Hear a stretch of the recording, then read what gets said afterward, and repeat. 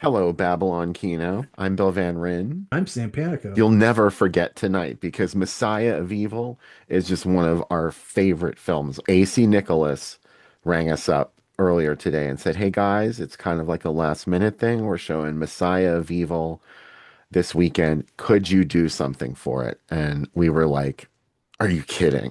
Yeah. Yes. We're snowed in. There's 2 foot of snow on the ground, but of course we can talk about Messiah of Evil. It's one of, Why not? Yeah. I would say, one of the greatest horror movies ever made. And that sounds hyperbolic, but guess what? I said it. I think any good horror movie is a movie you can come back to and think about later and say, boy, that would be really terrifying to be part of. And this movie definitely has numerous parts of it, not just in the typical scares, but it also feels like it reinvents itself. Like it's this living organism that continues to be discovered. And like now people are like, oh, it's a liminal space movie, or it's an H.P. Lovecraft movie, or it's a drugged out movie, or it's a movie that had to get finished in the editing room because they didn't get to shoot the parts they wanted to shoot. There's a lot of parts to this movie. It is attracting so much attention these days. A lot of people have caught on to it. So I don't It's know. almost a movie that Is it? needed to properly age, like some kind of weird whiskey. This is not totally the director's vision. I mean, the film Mhm. is unfinished. There was footage that they were supposed to shoot, and it didn't make it into the final cut. And the footage that they missed shooting was just maybe like a couple minutes of a sacrifice scene that was going to take place at the end of the movie, but it ended up not being necessary. And I think the fact that they didn't get to shoot it the way that they wanted to really adds something to it. It adds to that otherworldly quality that's so special in movies like this. That's why I'm attracted to low budget horror. It feels like it exists outside of our reality of those, and those are my favorite kind of movies. No human beings act like the people in this movie. The only people that are normal all get killed. Like the guy who's in the beginning, you'll see it in the first couple of minutes. There's a gas station attendant. He's probably the most normal person you'll meet. He gets killed super early. Maybe in your town, I don't know what it's like around the Babylon Kino.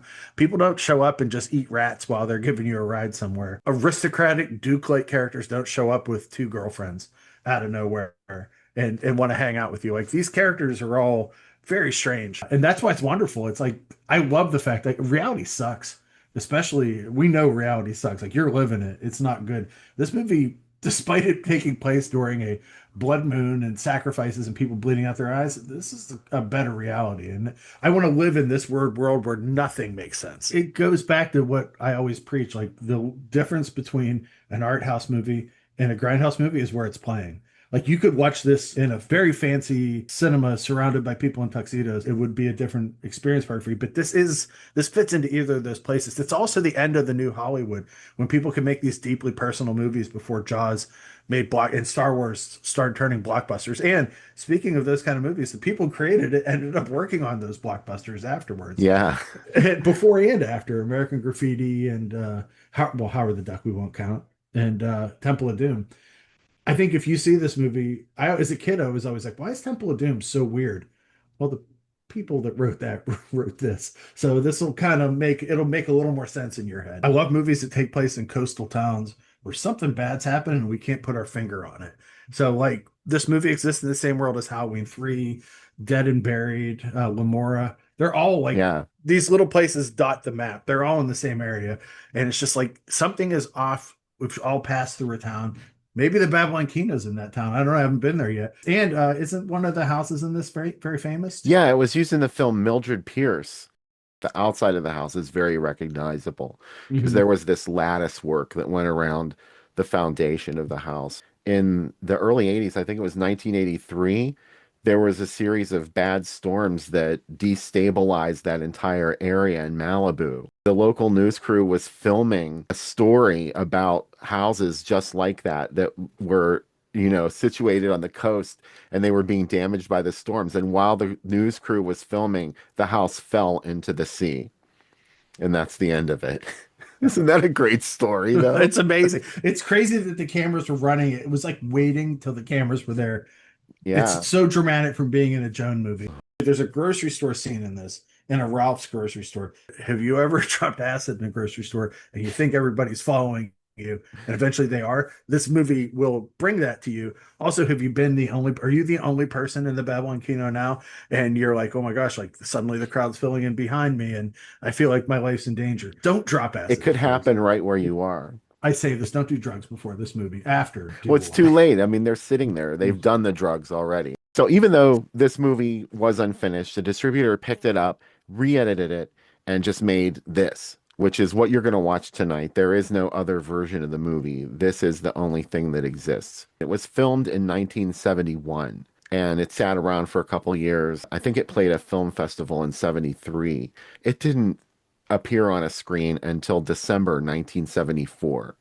And that's this ad that we're looking at here. This was in Paris, Texas. Where This, Simone went in Pee Wee's Big Adventure. that's right.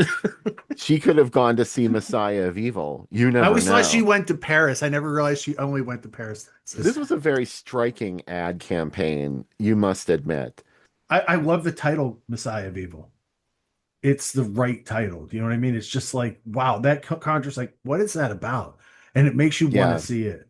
It's a very I Drink Your Blood title. they had Uh, considered calling this movie The Second Coming. hmm.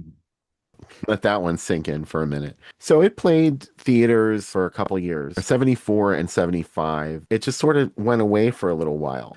And then out of nowhere comes this little ditty. They were called Checker Releasing.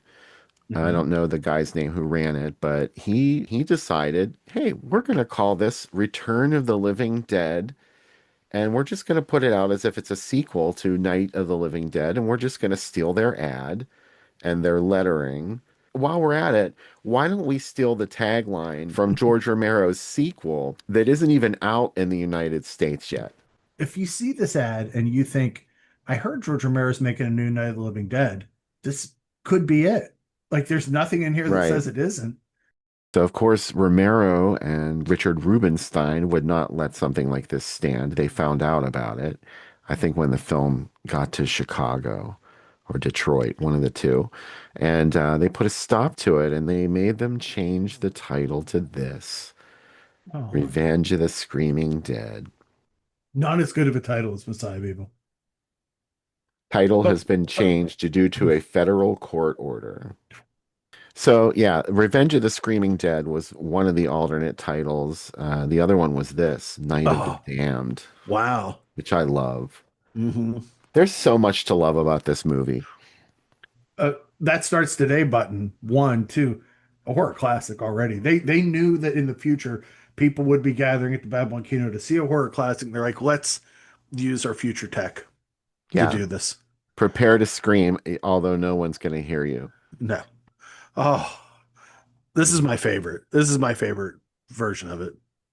Yeah, this was the final theatrical title for the film Dead People. And look at that groovy font they used for it too.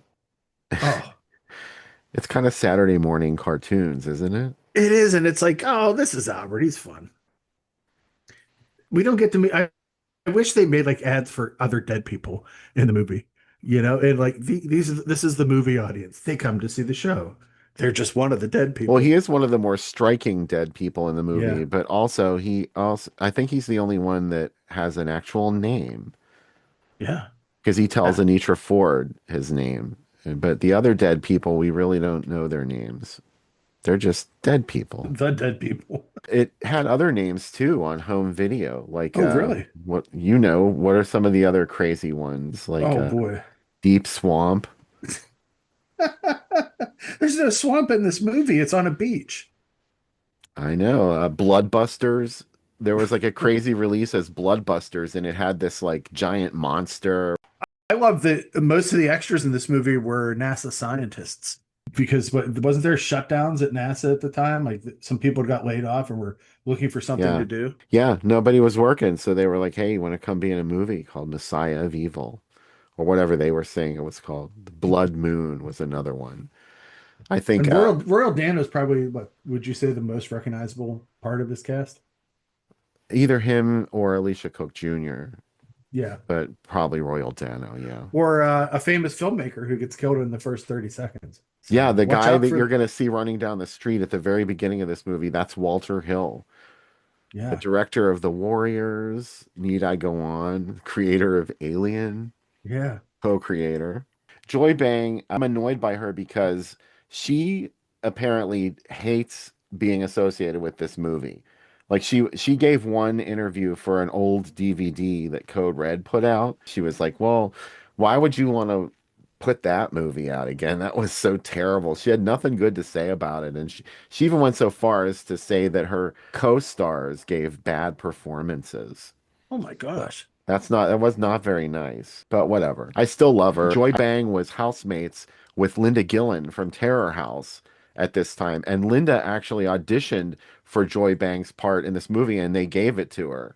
Oh, And she was going to be Tony in this movie, and she said they told me that it was going to be an androgynous role, like she was going to look boyish, sort of like Performance. And I don't know. I can't imagine anybody but Joy Bang in this role. But you know how much I love Linda Gillen in Terror yeah. House. You do too. Yeah. So she also got offered Terror House, and she said that was a bigger part, and it seemed like it was going to be a better movie. So that's why she did it. And that's a subtle hint for the Babylon Kino to have us back and show Terror House. I'm excited. If this is your first time seeing it, I'm incredibly jealous of you. It very much doesn't hold your hand, and this is what I think why I think of it as an art film, where there's really no description or narrative thread. We're living in a world today where like Netflix movies, they tell you everything that's happening, so you can watch it on a second screen. Movies really spoon feed you stuff. Now, this movie has no interest in that. It can be about anything you want. It can be a zombie apocalypse, or this could be the end of humanity, or it could be someone going insane, or it could be her processing the stress that came through this. You can see it as your own A24 movie, or you can see it as your own American International picture. However, you want to see this movie, it's up to you. We really hope you enjoy tonight's feature. Thanks very much to AC Nicholas for inviting us to once again come on and ramble before the film. Tip your bartender, buy some popcorn, make sure to get at least one Yeah. alcoholic beverage, and enjoy the show. They're coming here. They're waiting at the edge of the city. They're peering around buildings at night. And they're waiting. They're waiting for you. And they'll take you one by one, and no one will hear you scream. No one